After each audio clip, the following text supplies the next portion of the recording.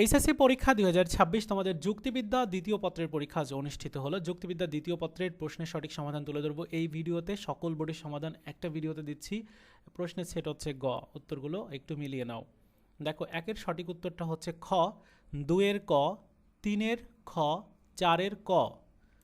এরপর পাঁচের খ, ছয়ের সঠিক উত্তর নেই, সাতের ক, আটের গ, নয়ের ক, দশের খ, এগারোর ঘ, বারোর ক, তেরোর ক, চোদ্দোর গ, পনেরোর গ। পরবর্তী অংশে যাচ্ছি। এরপর 16 নাম্বার, যেটা 16 নাম্বারের খ তিনটি, 17-র ক, 18-র খ, 19-এর ক, 20-এর ঘ, 21-এর গ, 22-এর গ, 23-এর গ, 24-এর গ।